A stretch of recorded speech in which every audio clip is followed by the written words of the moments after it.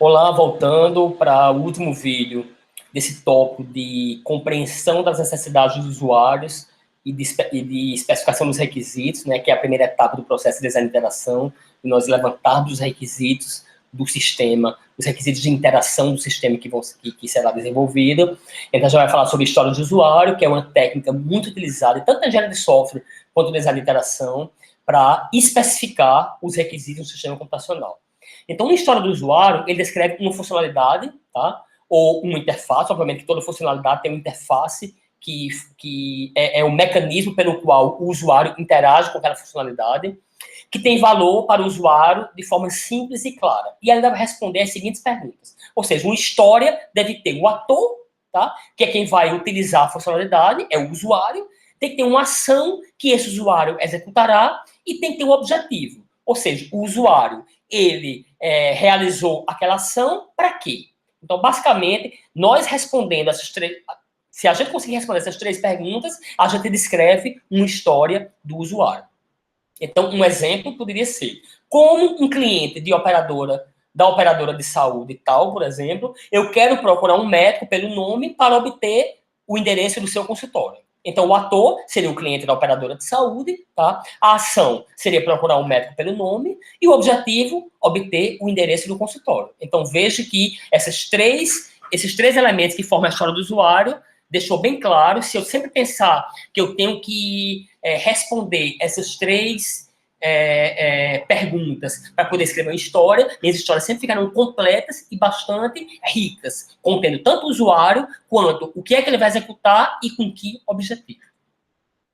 Uma boa história do usuário tem as seguintes características. Ela é independente, isso é muito importante. Uma história independente da outra. Se tem muita dependência de uma história para outra, certamente essas duas histórias deveriam ser uma só. E você, na verdade, está falando de tarefas, de tasks, porque usualmente a gente, em algum momento, quando for detalhar essa história ou esse requisito na hora de codificar ou na hora de criar as interfaces, a gente vai quebrar ela em pedaços menores. Então, geralmente, a gente se transforma em tarefas ou em atividades relacionadas àquela história. Então, se você tem tarefas muito pequenininhas, muito pequenas, e você está chamando isso de requisito, o que acontece é que, na verdade, elas têm muita dependência uma da outra. Então, uma dica para você saber se sua história está legal ou não está para representar um requisito é saber se ela tem independência da outra. Tá? Ela tem que ser atômica. Quando você fala, minha história é essa, aquilo representa claramente uma funcionalidade e uma interface para representar aquela funcionalidade. Negociável, pode ser renegociada para responder às mudanças. Valiosa, ou seja, traz muito valor ao negócio. Estimável, deve ser possível determinar o tempo necessário para entregá-la, tá? Especialmente, isso vem com muita experiência da equipe de desenvolvimento de sistema, de engenharia de software e de design de interação, para a gente estimar o tempo, até mesmo poder desenvolvê-la. Pequena, o suficiente para caber no sprint, que é uma fase de desenvolvimento. Essas sprints geralmente são de 15 dias, então um requisito nunca deve precisar durar mais do que um sprint. Ainda mais considerando que tem uma equipe de desenvolvimento que está desenvolvendo. Eu tenho uma quantidade de homens-hora por semana para poder desenvolver aquela sprint. Então, se eu tenho, por exemplo, 2 desenvolvedores, tá? Isso vai incluir designer de interação, seja um designer gráfico, seja um prototipador, seja um profissional de design de interação, seja um codificador, um engenheiro de software, de front-end, de back-end, o que é que seja. Eu tenho N desenvolvedores. Cada desenvolvedor tem 40 horas de trabalho, tá? Então, imagina que eu tenha 2. Aí eu tenho 2 vezes 40, no caso dá 80, tá? Em uma semana, eu teria 5 dias, suponho que trabalha 5 dias, vezes 80, dá 400 horas. Vezes 2 semanas, daria 800 horas. Então, esse requisito, ele deveria poder ser concluído em 800 horas, se for somente um requisito por sprint. Mas, geralmente, é mais de um requisito, às vezes, mas você consegue estimar o tempo desse requisito, mais ou menos, por meia-hora, por tempo, pela experiência que você tem. Então, você vai mais ou menos especificando que aquele requisito, no mínimo, tem que ter um requisito por sprint. Então, não pode ser tão pequeno, tão grande a ponto de não caber numa sprint, mesmo que você tenha somente um desenvolvedor, ou sua equipe seja uma equipe de uma pessoa só. E deve ser testado, tá? Eu posso poder testar, eu posso ter alguns critérios de aceitação para poder testar aquela história ou aquele requisito que a gente vai ver um pouquinho mais à frente. Então, qual a diferença de épico e de história do usuário e até mesmo de tarefa? De tarefa para a história eu já falei, né? A história ela é atômica, ela representa o requisito como todo. Então, ela deve ser muito independente dos outros, porque ela deve representar um requisito muito claro do sistema computacional, uma funcionalidade e uma interface que representa aquela funcionalidade, tá? Um conjunto de requisitos juntos, geralmente ela forma um épico, tá? Que seria uma história de mais alto nível, mais abstrato. Então, o épico é uma história do usuário muito grande, que levaria mais de um sprint para ser desenvolvida. E um épico, geralmente ele é quebrado em várias histórias. A gente, dependendo da equipe de desenvolvimento que você trabalha, da empresa que você trabalha, tem muita gente que chama isso, por exemplo, de features. Por exemplo, você tem alguns features geral, que são algumas características, alguns features do seu sistema, tá? Que são como se fossem os épicos, que você define, por exemplo, módulos, pode chamar de módulo, tá? E dentro daqueles módulos tem um conjunto de requisitos que são, efetivamente, as histórias. Então, jamais eu poderia dizer que um módulo seria uma história, porque ela é grande, ela geralmente seria algo do tipo, ó, um épico. Como o cliente do banco deseja consultar e movimentar meus produtos. Como é que eu consulto e movimento meus produtos? Tem várias formas. Eu posso tirar extrato, posso tirar saldo, posso... por exemplo, até mesmo conversar com o meu gerente através de um bate-papo lá no meu Internet Bank para poder perguntar isso. Ou seja, eu tenho várias formas de fazer isso. Então, isso não tem condições de ser uma história do usuário somente. Isso seria um épico, tá? Então, eu poderia quebrar esse épico em várias histórias. Por exemplo, como cliente do banco, desejo consultar o extrato da minha conta corrente para verificar o saldo e os lançamentos realizados. Como cliente do banco, desejo consultar a fatura do meu cartão de crédito. Como cliente de banco, desejo realizar o pagamento do boleto. Como cliente de banco, desejo agendar uma transferência de dinheiro para tal dia. Então, vejo que tudo isso é consultar e movimentar meus produtos. Então, isso seria um épico, consultar e movimentar produto, mas quebrado em várias histórias do usuário. Aí sim, cada história dessa, eu posso dizer que ela é atômica, que ela é independente uma da outra, e ela representa claramente uma funcionalidade e, obviamente, vai ter uma tela, vai ter uma interface que representa aquela funcionalidade no meu sistema computacional. Então, é fácil saber o tamanho dessa história? Não. Requer experiência? Requer. Tá? E mesmo com experiência, eu já trabalhei com pessoas na minha equipe, em que nós dois, por exemplo, éramos coordenadores de um projeto, éramos também analistas, e a gente especificava os requisitos, e a gente tinha uma visão diferente. Um, de repente, era mais específico, outro era mais genérico, um deles deixava a história ou o requisito mais amplo, outro mais fechado. Mas, para mim, o que é muito importante é que ela representa uma única funcionalidade. Nunca uma história do usuário poderia ser: com o cliente de banco, deseja consultar o extrato e realizar... Não, se tem um i, tá errado. É a mesma coisa de um objeto, em programação orientada a objeto, tá? Ele deve ser atômico, ele deve fazer uma coisa só. Então, a história do usuário, ela é referente a uma única ação que o ator executará. Mas retirar um extrato não é uma única ação, ele faz várias ações. Então, tudo bem, mas uma ação de alto nível. Claro que para tirar um extrato, ele tem que clicar no botão, ele tem que escolher data, ele tem que fazer isso, ele tem que fazer aquilo, mas é uma ação só, que é, por exemplo, retirar um extrato da conta. Com que objetivo? Saber quanto tem lá e o que eu já paguei, por exemplo, o que eu vou pagar ainda, que ele mostra em extrato futuro, uma coisa do tipo. Então, veja que a ação é muito clara, é uma ação única, tá?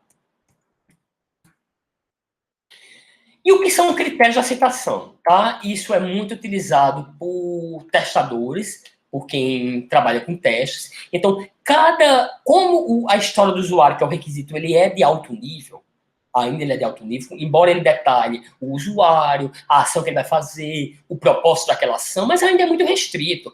Uma história do usuário não dá mais do que 2 linhas, no máximo 3, tá? Ele ainda é restrito. Então, usualmente, a gente quebra essa história em alguns critérios de aceitação, que são muito importantes até para você testar, quando você termina de codificar tudo, se aquela funcionalidade, se aquela história do usuário, se aquele requisito está ok, tá? Então, o que são critérios de aceitação? São uma lista de critérios que precisam ser alcançados para que a história do usuário atenda ao que ele se propõe, aos requisitos do usuário. Os critérios de aceitação contêm informações adicionais que não foram inseridas nas histórias para não poluir o corpo inicial do texto. Lembre que a história do usuário ela pode ser feita no período inicial do desenvolvimento, quando a gente define os requisitos macro. Quando eu defino os requisitos do macro, já tem as histórias do usuário macro. Mas cada história daquela, quando eu vou codificar exatamente, quando eu vou criar interface ou criar um protótipo, ela é muito detalhada, tá? E esse conjunto de detalhes, que pode ser inclusive as tasks, mas às vezes é um nível de abstração um pouco maior do que as tasks é até mais baixo nível, mas é como se fossem umas etapas que eu vou atingir para poder realizar aquela tarefa, tá? Para poder realizar aquela ação, para poder completar aquela história.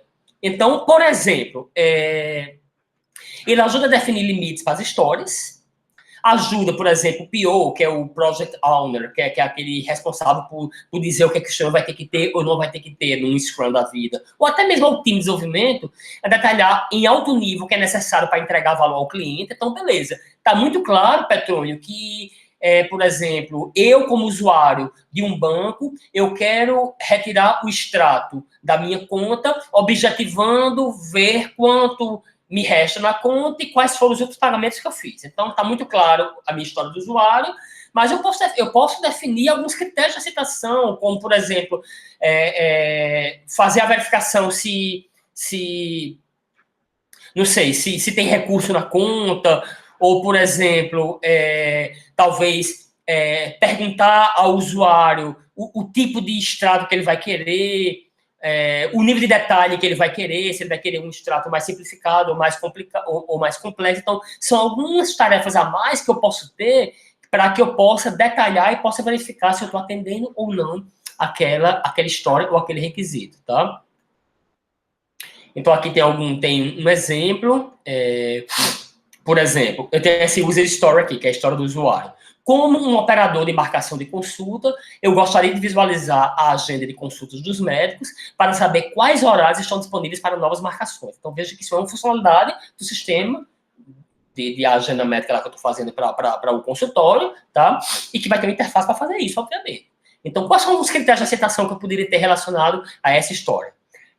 Tem opções de visualização da agenda por dia, por semana e por mês. Isso é um critério importante que eu deveria ter. Ou seja, é um detalhe, é uma etapa da minha história, do meu requisito que eu estou desenvolvendo. Visualizar a agenda de consultas do mês atual e do mês posterior poderia ser outro critério de aceitação. Eu deveria poder fazer isso, tá? Eu deveria ter que fazer isso. Cada consulta agendada deve mostrar o nome e o convênio do paciente, etc. Então, veja que são alguns critérios de aceitação que eu vou ter que atender, tá? Algumas etapas para poder... E quando eu for testar, por exemplo, eu posso me basear nesses critérios. Eu posso me basear nos critérios e sair testando quais são os critérios de aceitação e ver se ele está atendendo ou não, se for manual ou até mesmo se for um teste de aceitação automático. Tá? Eu posso ir me baseando também nesses critérios de aceitação. Tem uma coisa muito importante que são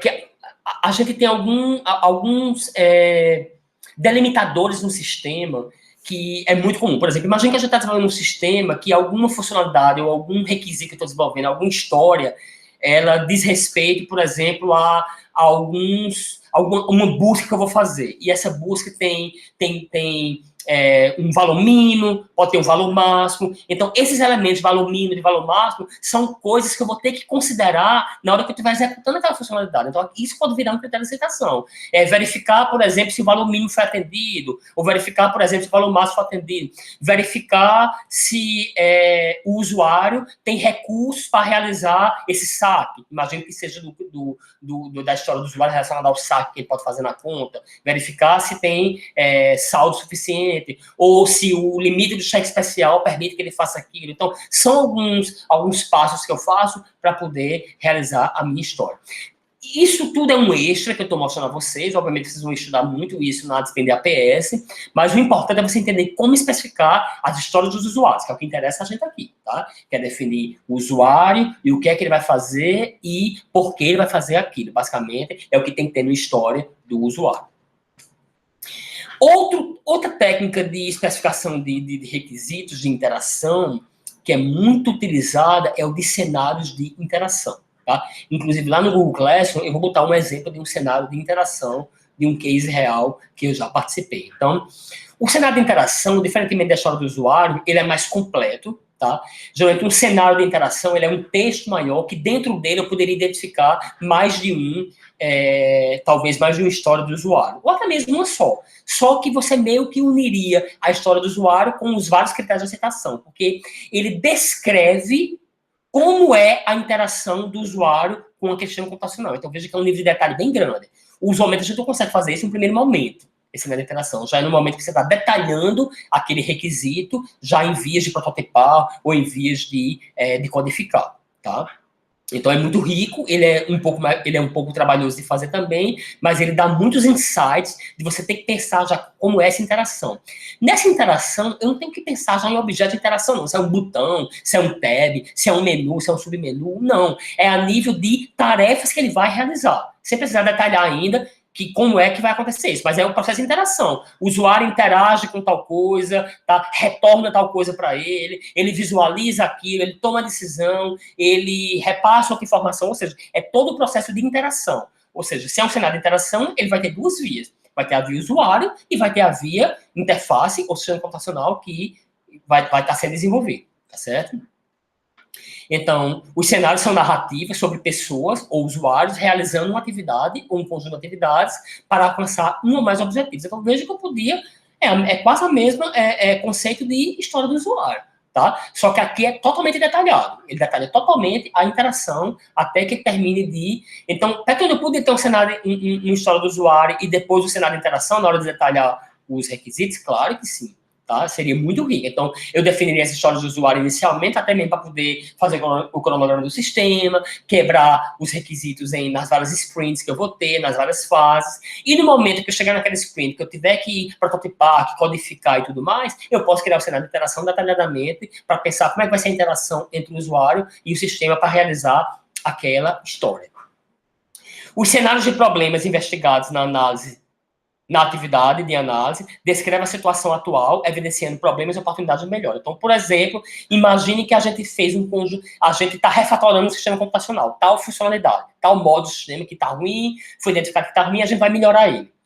Tanto a interação como um todo, daquele novo modo, tá? Então, fiz um monte de entrevista, fiz algumas observações, olhei alguma documentação, para poder tentar identificar essa necessidade do usuário e identificar que problemas eles identificam naquilo ali. Então, o cenário de interação pode ser o que a gente chama de cenário de interação do passado, ou seja, o cenário de interação para identificar a interação, como é que ela ocorre hoje, não pensando já na melhoria, tá? Mas também eu posso ter cenários de interação futuro, que a gente chama, que é o mais comum, que são aqueles cenários de interação já pensando em como é que aquela interação deve ser, uma vez que o sistema esteja refatorado, ou se for um sistema novo, como é que ele vai ser, como é que o sistema vai ser. Então, eu já penso, então o cenário de interação desse, ele já diz muito da ideação do design, da ideação da interação, de como ela vai vir a ser. Então, veja que cenário de interação já é um meio termo entre a primeira etapa do design de interação, que é o estabelecimento dos requisitos, e a parte de ideação. Porque exatamente como eu disse a vocês, não é o levantamento dos requisitos iniciais que eu defino os requisitos do macro. Já é um processo de detalhar o requisito. Eu já estou pensando na interação daquela história do usuário que está bem genérica em duas linhas, em um detalhamento de como é que vai ser toda a interação até que se complete aquele requisito. Então, algumas dicas para a cenário de interação. Então, ele fornece mais detalhes sobre as ações dos usuários e respectivas respostas, até mesmo do que as histórias dos usuários. Não deve conter detalhes de interface, como widgets, como tipo de estilo de interação, não é o objetivo. O objetivo é compreender claramente a interação do usuário com o sistema, sem precisar detalhar se vai ser um label, se vai ser um botão, se vai ser um tab, não é o caso, tá? Representar e gerar alternativas de design já, então veja que ele já entra na segunda etapa do processo de interação, que é o de ideação. Obter feedback do usuário sem a necessidade ainda de construção de protótipos. Então, um cenário de interação ele é riquíssimo. Se você mostra o cenário de interação para um usuário, para um conjunto de usuários, você consegue validar aquilo como se fosse um protótipo, só que anti-protótipo, muito mais barato, que é somente um texto. Porque você fica vendo, por exemplo, o que ele faz, o que ele recebe de feedback do sistema, outro dado que ele coloca. Então, por exemplo, o usuário, por exemplo, digita os dados, o login e a senha, e submete. Quer dizer, eu não estou dizendo que ele vai clicar no botão, não estou dizendo que ele vai dar um enter, não, estou dizendo que ele submete. Isso deixa claro que eu vou pensar depois como é que o estilo de interação que eu vou utilizar. O usuário, o sistema, ele vai verificar, vai autenticar aqueles dados que que o usuário passou e vai responder se foi sucesso. Se for sucesso, ele leva para uma outra etapa, para a próxima página, para a próxima etapa do sistema. Se tiver errado, ele apresenta, por exemplo, uma mensagem de erro e deixa o usuário já no primeiro campo que ele vai precisar redigitar. Ou seja, eu mostro como é a interação detalhado, que no caso da história do usuário, era somente o usuário, por exemplo, vamos imaginar, eu como usuário de um sistema médico, eu como operador do sistema médico, preciso, por exemplo, qual a ação que ele vai fazer? Me logar no sistema, que é colocar o login e a senha, de modo a acessá-lo. Então, eu estou dizendo quem é o usuário, estou dizendo qual é a ação, estou dizendo para que eu estou fazendo isso. Mas desde que eu falo do cenário de interação, eu estou detalhando bem direitinho toda a interação que tem entre o usuário e o sistema para poder realizar aquela história. É flexível, tá? Utiliza linguagem natural, é texto mesmo. E é compreensível por todos os stakeholders, porque eu não uso nada técnico, eu não uso elementos gráficos, eu não uso objetos gráficos de uma interface que um design gráfico conheça, tá? Não é o caso, porque pode ser que o usuário não conheça, é textual mesmo, tá? Provoca discussões e perguntas do tipo, e se? E se? Então, vantagem do cenário de interação é uma história, a personagem que ganha vida, porque ele é bem mais rico, com toda a interação que é feita com o sistema, ou até mesmo com outros usuários, se, por exemplo, com um sistema de interação social, e pode ser usado para requisito e para avaliação também. Então, aqui tem um exemplo de um cenário de interação de uma das histórias dos usuários. Por exemplo, Maria deseja utilizar o caixa eletrônico do Banco X para retirar R$ 50 em dinheiro da sua conta. Ela passa o cartão no leitor da caixa eletrônica, pronto para ser usado. O sistema valida o cartão e, em seguida, requisita a senha Maria. Pelo teclado, Maria digita sua senha. O sistema valida a senha digitada. Veja que tudo isso é um detalhamento da interação daquela história do usuário muito simples, que é sacar dinheiro. Tá? Que se fosse uma história do usuário, seria eu, como correntista de um banco, desejo sacar dinheiro para diferentes propósitos. Pronto, eu estou dizendo quem, o que e para quê. Tá? Mas aqui eu detalho bem direitinho como é toda a interação que a Maria, que no caso é uma persona, vai interagir para poder realizar aquela ação. Então, veja o nível de detalhe, eu passando isso para a próxima etapa, e prototipando isso, junto com esse cenário de interação, o programador vai ter algo muito rico do programador de front-end para saber detalhes de toda a interação, de toda a interface do sistema. Somente precisando tomar alguns, obviamente, quando eu for prototipar, eu vou tomar algumas decisões de se eu vou usar um botão, se eu vou usar um tab, se eu vou usar um menu, mas aí é um detalhe a mais, inclusive um detalhe mais simples, eu diria, porque é mais fácil ser validado do que entender exatamente a interação, que é algo mais complexo, é algo extremamente relevante para que todo o sistema seja desenvolvido com foco nas necessidades dos usuários. Porque, na verdade, isso aqui é uma necessidade que eu levantei com as coletas, que eu especifiquei com a história do usuário, que eu estou detalhando nesse momento que eu estou prototipando e codificando. Então, até mais, pessoal. Era somente isso.